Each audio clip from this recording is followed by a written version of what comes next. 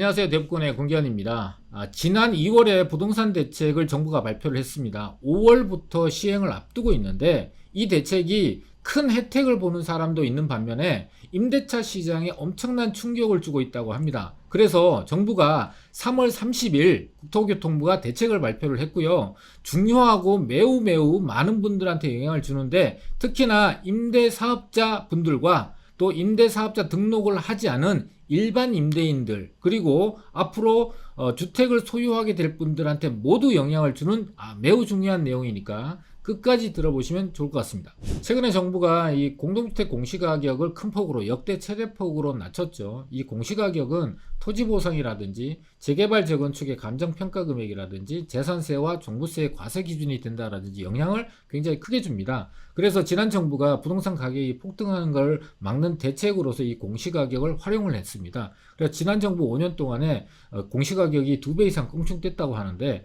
서울 같은 경우는 98%, 세종시 같은 경우는 134%나 엄청나게 상승을 했거든요. 그래서 전국 평균이 약 70%에 육박할 정도가 됐고, 그래서 이 공시가격이 상승을 하다 보니까 그동안에 종부세를 내지 않아도 됐던 분들이 갑자기 종부세를 내는 상황이 만들어졌는데 그 숫자가 엄청나게 늘어났어요. 33만 명이 내던 종부세를 133만 명이 내게 됐고, 이 공시가격만 오른 것이 아니라 다주택자에 대해서 종부세 세율 자체도 2배, 3배를 내다 보니까 도저히 이 보유세를 감당할 수 없는 상황까지 내몰리게 된 거예요. 그래서 이 현 정부가 출범을 하게 되면서 공약으로 발표를 했던 2020년으로 공시가격을 돌리겠다라고 해서 최근에 이 공동주택 공시가격이 역대 최대폭으로 하락을 하게 된 겁니다. 자, 그런데 이렇게 공시가격이 하락을 하니까 종부세 대상이 133만 명으로 늘어났던 것이 갑자기 또 74만 명으로 50% 이상 줄게 된 거예요. 이렇게 종부세를 내지 않아도 되는 기준도 상향을 하다 보니까 1주택 기준으로 공시가격 기준이 단독 명의일 때는 12억 공시가격 이하, 그리고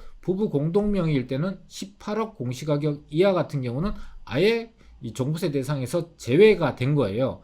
이렇게 되다 보니까 강북 같은 경우는 대부분의 84제곱미터 30평대 아파트가 공시가격 자체가 내지 않아도 되는 상황으로 바뀌게 된 거예요. 자, 강북의 84제곱미터 단독 명의 1주택일 경우에 용산에 있는 이천동 한가람 아파트라든지 마포 레미안 푸르지오 아파트, 여의도의 시범 아파트처럼 재건축, 그리고 고덕 그라시움처럼 신규 아파트들도 종부세 대상에서 아예 제외가 되고요.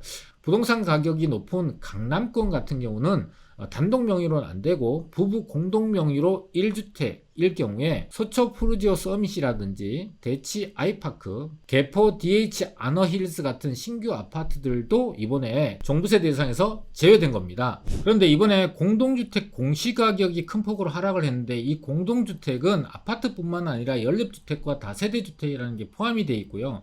또 최근에 이 임대사업자 등록 자체가 아파트는 아예 되고 있지 않다 보니까 다세대 주택이나 오피스텔, 도시형 생활주택 등 이런 것들만 등록이 되고 아파트는 등록이 안 되거든요. 근데 이 임대사업자 등록하신 분들은 의무적으로 보증보험을 가입을 해야 됩니다. 자, 여기서 문제가 발생을 하게 된 거예요. 최근에 금리가 폭등을 하게 되면서 이 전세 가격이 계속해서 약세를 보이고 하락을 하고 있는 와중에 의무적으로 보증보험을 들어야 되는 임대인들, 주택임대사업자 입장에서 이 보증보험의 기준이 공시가격인데 공시가격이 크게 낮아지니까 전세 가격을 낮추거나 현재 보증금을 일부라도 돌려줘야 되는, 목돈을 돌려줘야 되는 상황으로 내몰리다 보니까 큰 피해, 혼란이 가중되고 있는 상황이거든요. 자, 공시가격이 낮아진 것도 있는데 거기다가 이번에 전세 사기 방지 대책 때문에 보증 한도가 100에서 90%, 공시가격도 150%에서 140%로 낮춰졌고 전세 보증금을 돌려주려고 하는데 정부가 다주택자도 전세 보증금 돌려주는 용도로는 대출 허용해줄게 라고 했는데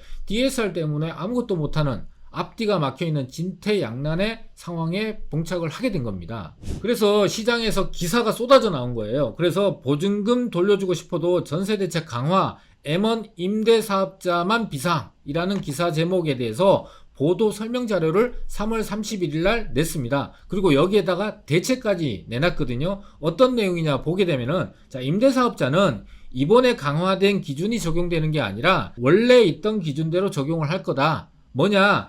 90%로 낮추는 게 아니라 그냥 100% 그대로 유지가 될 거고, 공시가격으로만 우선적으로 적용되는 게 아니라 감정평가 금액이나 공시가격, 실거래가 중에서 마음대로 3개 중에 선택할 수 있도록 하겠다. 그리고 지난 2월 2일 날 발표된 내용은 임차인들이 보증금 못 받을까봐 우려돼서 임차인들이 가입하는, 자유롭게 가입하는 거기에 적용되는 거고, 임대인들이 의무적으로 가입하는 거와는 다르다. 구분해야 된다라고 보도자료를 낸 거예요. 그리고 추가적으로 7월까지 이 임대사업자의 예측 가능성, 건전한 등록 임대시장 조성, 임차인 보호 등을 종합적으로 고려해서 7월까지 대책을 마련해서 발표하겠다고 합니다. 자, 그런데 이번에 공시가격 하락이 임대사업자한테 직격탄을 준 거는 맞고, 그래서 기사가 쏟아지다 보니까 보도 설명 자료와 추가 대책을 내놓은 건데요. 문제는 여기서 발생을 하게 됩니다. 왜냐하면 임대사업자 이외에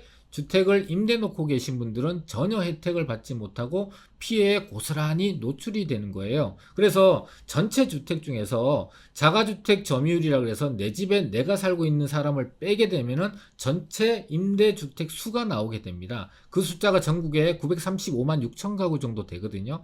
그 중에서 임대사업자 등록한 주택 수가 얼마나 되냐라고 봤더니 임대 등록 수가 156만 9천 가구가 되고 51만 명 정도가 임대사업자로 등록을 했거든요. 그 숫자가 전체 임대주택 수의 16.7%밖에 안 되는 거예요. 그러니까 등록하지 않는 임대주택 수가 무려 83.3%나 되는 거예요. 자, 그러면은 이렇게 볼 수가 있겠죠. 전체 임대시장에서 임대주택을 등록한 분들이 16.7%, 그리고 나머지 83.3%는 등록을 하지 않았어요. 그리고 이 중에서 아파트를 임대 놓고 있는 분도 계시고 비아파트를 임대 놓고 계신 분이 있잖아요. 근데 아파트는 지금 현재 임대사업자 등록 자체가 안 되니까, 그럼 아예 임대사업자에 대한 어떤 혜택을 주더라도 아파트 임대를 놓고 있는 분들은 아예 대상에서 제외가 되는 상황이 되는 거예요. 자, 그런데 임차인들 같은 경우는 전세보증보험에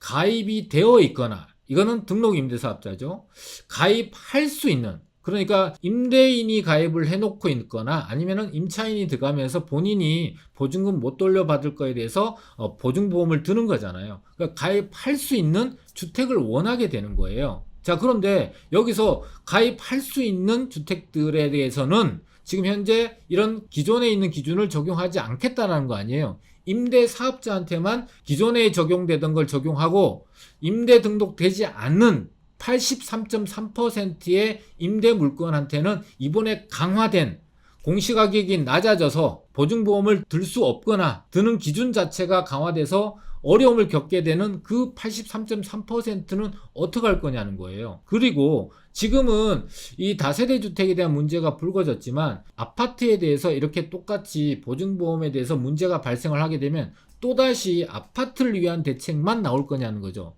이렇게 해서는 안 된다는 거예요. 그래서 어떤 정책을 내놓을 때 그 분야의 한 부분이 아니라 부동산 시장 전체에 어떤 영향을 줄지 시뮬레이션을 충분히 돌려볼 필요가 있다고 생각이 되고, 이렇게 땜질식으로 내놓게 되면은 불안과 갈등만 야기시키기 때문에 근본적인 부분을 좀 생각해 볼 필요가 있다고 생각이 됩니다.